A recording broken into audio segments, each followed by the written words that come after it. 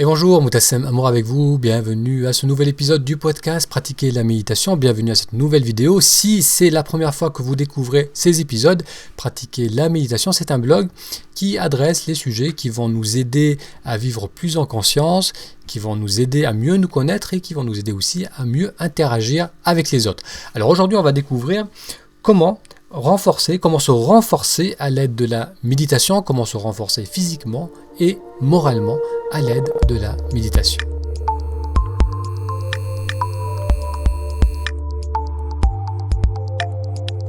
Cet épisode est en réponse à la question de Josiane, qui note « J'ai 44 ans et ces derniers mois, j'ai accumulé plusieurs épreuves difficiles. Au niveau professionnel, un accident du travail engendrant une paralysie du releveur du pied gauche. Au niveau psychologique, un employeur qui rend la tâche difficile par l'indifférence, par des moqueries envers moi avec le personnel du bureau. Et au niveau personnel, et c'est le plus important pour elle, décès de mon père qui a toujours joué un rôle important pour moi. Josiane ajoute qu'elle a une famille qui est très unie avec un mari et un fils qui sont formidables. Et elle nous demande comment méditer pour renforcer sa santé physique et morale. Merci Josiane pour votre question. Désolé pour la perte de votre père. Pour répondre à votre question, alors il y a tout d'abord un point que j'aimerais adresser, c'est qu'il n'y a habituellement pas de méthode spécifique pour adresser un problème spécifique en méditation. Ce n'est pas une approche allopathique qui va chercher à adresser les manifestations ou des symptômes spécifiques à travers une approche ou des techniques spécifiques. La méditation, c'est une approche holistique qui va adresser l'être dans sa globalité.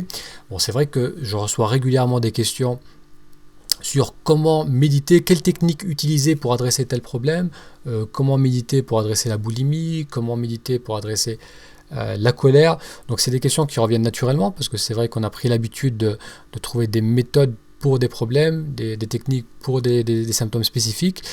Donc la méditation, c'est une approche globale, ça va adresser l'être dans sa globalité et il n'y a pas de méthode, d'approche spécifique pour des problèmes spécifiques. Mais cela dit, effectivement, méditer va nous aider à renforcer notre santé physique, notre santé morale, dans le sens qu'elle va nous aider à mieux faire face aux problèmes auxquels nous sommes exposés aujourd'hui, et ça va aussi aider à nous préparer à de futurs challenges que la vie va nous proposer. Alors comment la méditation va nous aider ? Eh bien, ça va nous permettre de vivre pleinement l'expérience. Pour comprendre cela, pour voir comment la méditation va nous permettre de mieux vivre ces événements difficiles et va nous permettre aussi de nous préparer à de futurs challenges, à de futurs événements difficiles, à de futures épreuves, on va essayer de visualiser cela et en visualisant ce qu'on est en train de vivre, on va mieux comprendre comment la méditation peut agir.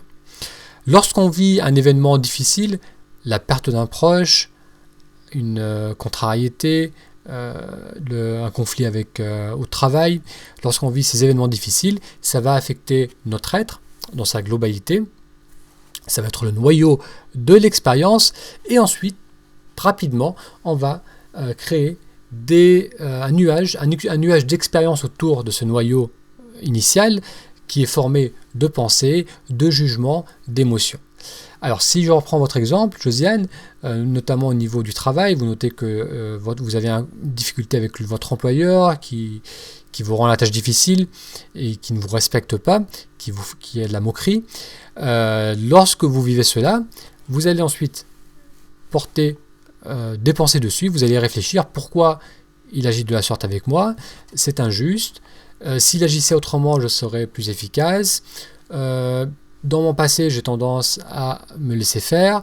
Je culpabilise parce que je ne réagis pas. Qu'est-ce que je peux faire pour changer cela ? Qu'est-ce que je peux faire pour moi ressentir cet agacement par rapport à cette situation ? Donc on va enrober cette expérience initiale, ce ressenti initial, par tout un monde de pensées, de jugements, de projections. On va soit essayer de moins ressentir l'inconfort de l'expérience, soit on va essayer de comprendre pourquoi c'est là, soit on va essayer de le transformer, soit on va essayer d'éviter de reproduire ou de revivre cela dans le futur, et on va essayer de faire cela à travers des pensées, à travers des jugements, à travers des projections. Les pensées vont générer des émotions, donc on peut ressentir de la colère, de la culpabilité, et il va se créer un nuage de plus en plus dense autour de cette expérience initiale. Alors cette dynamique de noyau initial, avec autour d'elle ce nuage de pensées, de jugements, de projections, d'émotions qui se densifie de plus en plus on va le nourrir, plus il se densifie, cela va créer de la confusion, et ça va avoir deux conséquences. Cette confusion, c'est que d'une part, ça va être fatigant, ça va même être épuisant, parce que ça prend beaucoup de ressources, ça prend beaucoup d'énergie, que d'entretenir ce nuage, que de constamment réfléchir, analyser, essayer d'anticiper, essayer de comprendre les choses. Eh bien, ça prend de l'énergie, ça nous fatigue, c'est de l'énergie, c'est des ressources, c'est de la disponibilité qu'on ne va pas avoir pour autre chose. Et d'autre part, en plus d'être gourmand en énergie, cette dynamique va faire qu'on va se bloquer dans l'expérience. Parfois, on vit un événement et on va nourrir ce nuage pendant des jours, pendant des semaines, pendant des mois, parfois pendant des années. On va continuer à entretenir ce nuage, à le densifier, à le nourrir, et on va en quelque sorte rester bloqué dans cette expérience. On va rester, notre attention, nos ressources, notre disponibilité va être complètement accaparée par un événement qui s'est passé parfois des années en arrière. Alors comment la méditation va aider ? La méditation va nous permettre de dissiper ce nuage de pensée, de jugement, pour nous permettre de vivre l'expérience telle qu'elle est. Les événements qu'on a vécus, les événements que vous avez vécus, vous ont affecté, que ce soit un événement spécifique ou c'est souvent une multitude d'événements, vous ont affecté, et la méditation va vous aider à ressentir qui vous êtes aujourd'hui, à ressentir pleinement ce qui se passe en vous dans l'instant présent. Mais pour pouvoir faire cela, il va falloir d'abord passer à travers ce nuage de confusion qui rend beaucoup plus difficile cette capacité à ressentir ce qui est maintenant. La méditation, et là je ne vais pas rentrer dans les détails de ce qu'est la méditation ou dans les techniques de méditation, mais la méditation, ça va nous aider à tourner l'attention vers les ressentis. Donc ça peut être par exemple les ressentis de la respiration, du souffle. Donc on va prendre un moment dans sa journée, 15-20 minutes, où on va volontairement prendre notre attention et la focaliser sur, par exemple, les mouvements de la respiration.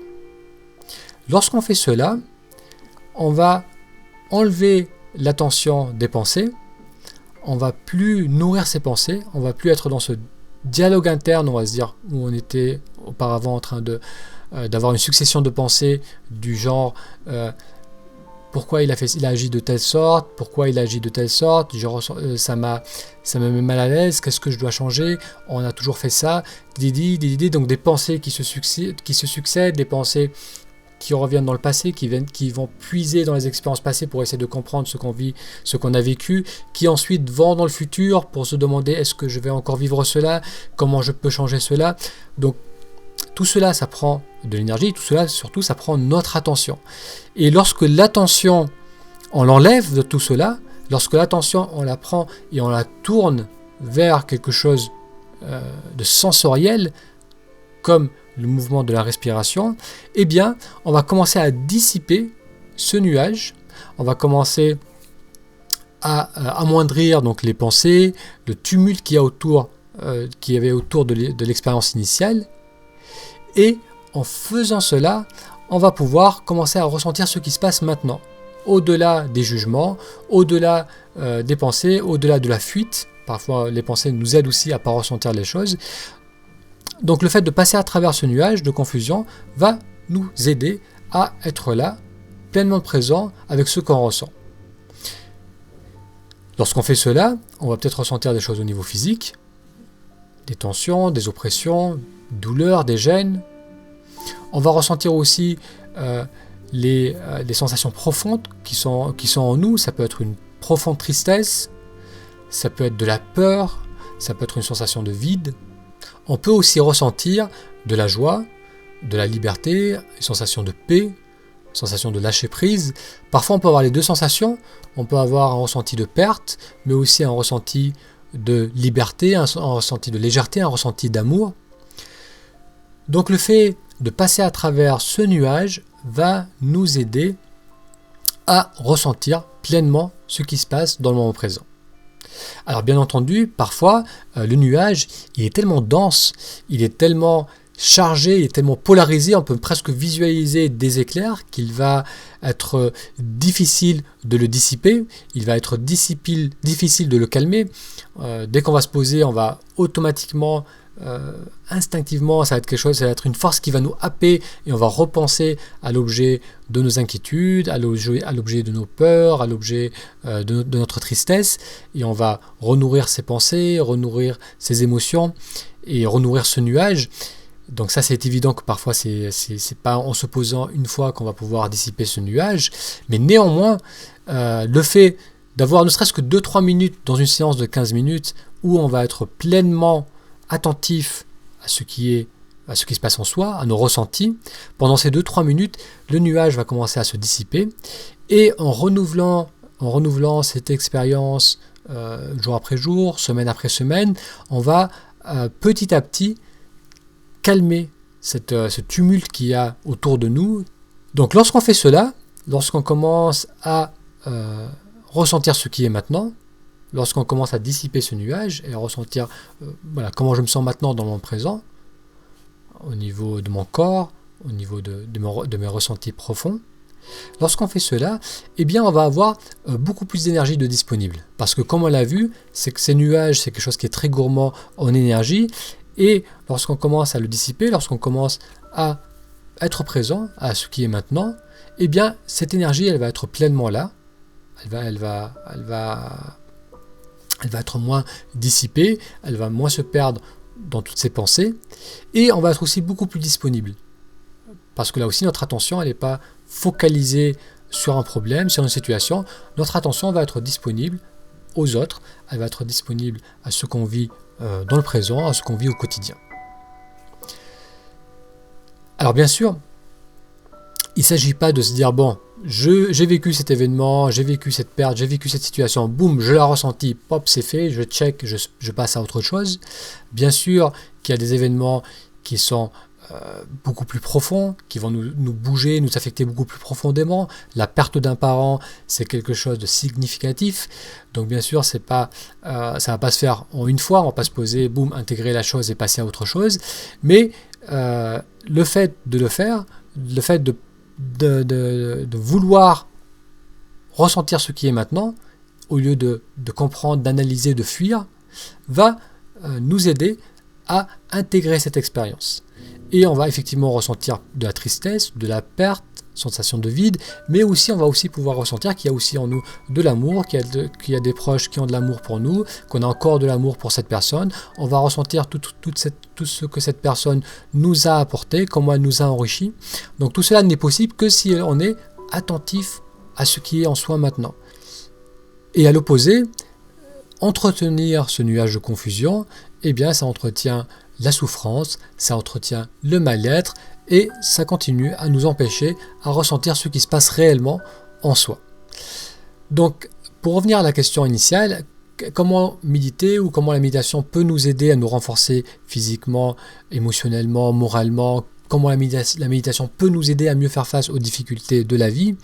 Alors, elle peut nous aider effectivement à intégrer pleinement les expériences qu'on est en train de vivre. La méditation n'est pas là pour nous empêcher de vivre des choses désagréables, la douleur, la perte, parce que cela fait partie de la vie.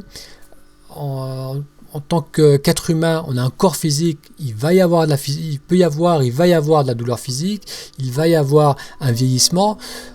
Au niveau relationnel, les personnes meurent, on va ressentir des pertes, les événements, les situations changent, donc on va ressentir des déceptions, des pertes. Ça fait partie de notre expérience d'être humain.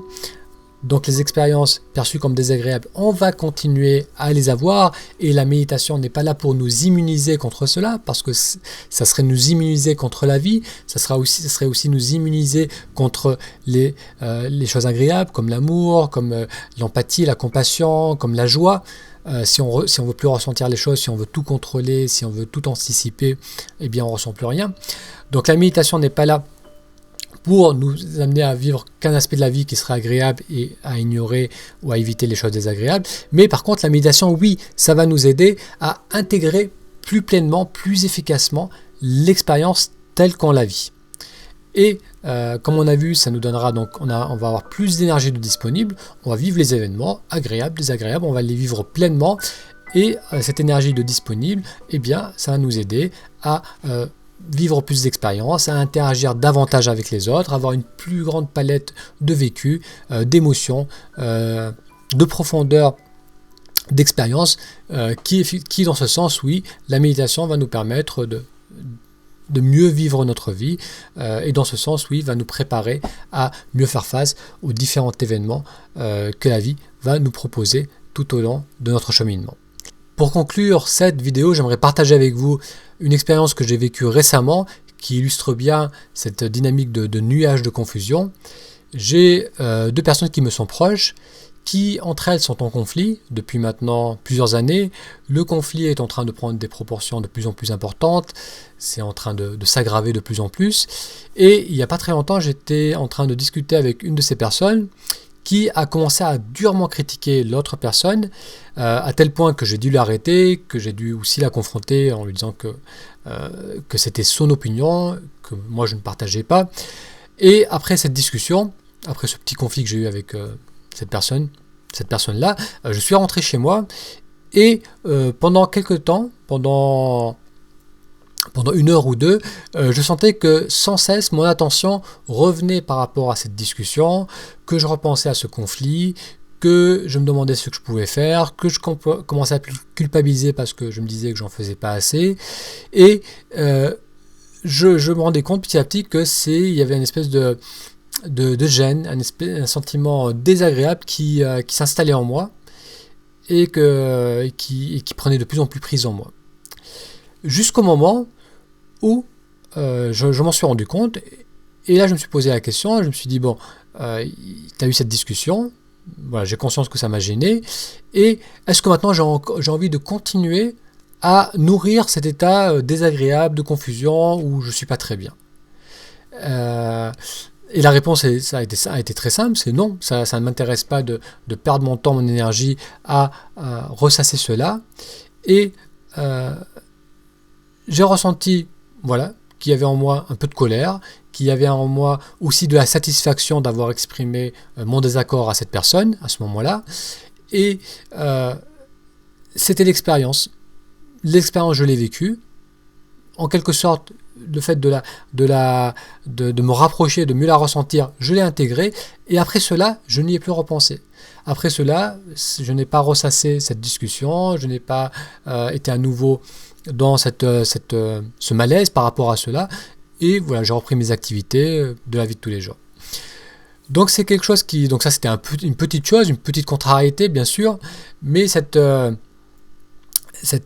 réflexe qu'on peut développer, c'est une habitude que l'on peut développer, c'est d'être vigilant par rapport à ce nuage qui se construit petit à petit, cette tendance à réfléchir, à analyser et à nourrir des émotions autour d'un événement donné. C'est qu'on peut développer cette capacité de rapidement désamorcer cela. Donc au lieu d'attendre de construire un nuage de plus en plus dense et de plus en plus compliqué, et où on va être dans un état de confusion qui va durer sur plusieurs jours, parfois sur plusieurs semaines, on va très très rapidement décider que boum, ça ne m'intéresse pas de continuer à nourrir cette confusion. Voilà ce que je ressentais à ce moment-là, le ressentir pleinement, et ça marche. On peut vraiment rapidement sortir de cette confusion et continuer à fonctionner et à se focaliser sur ce qui nous intéresse, sur ce qu'on a envie de faire, ce qu'on a envie de partager. Voilà, Josiane, j'espère que cela vous donnera envie d'expérimenter la méditation si vous ne méditez pas encore, de continuer à méditer si vous le faites déjà. Si vous souhaitez, Josiane ou vous autres, les auditeurs ou les personnes qui regardent cette vidéo, souhaitez réagir sur ce sujet, si vous avez des questions, laissez un commentaire sous cette vidéo, ou si vous écoutez ce podcast sur iTunes, je vous invite à aller sur Pratiquer la méditation où vous retrouverez cet épisode et vous pourrez aussi partager vos commentaires avec les autres lecteurs du blog. Si vous aussi vous avez une question comme Josiane et que vous souhaitez avoir mon impression par rapport à ce sujet, vous pouvez vous inscrire au blog Pratiquer la méditation et ça vous donnera accès à la page des questions où vous pourrez noter vos questions. Merci beaucoup pour votre attention et je vous dis à très bientôt pour un futur épisode. À bientôt.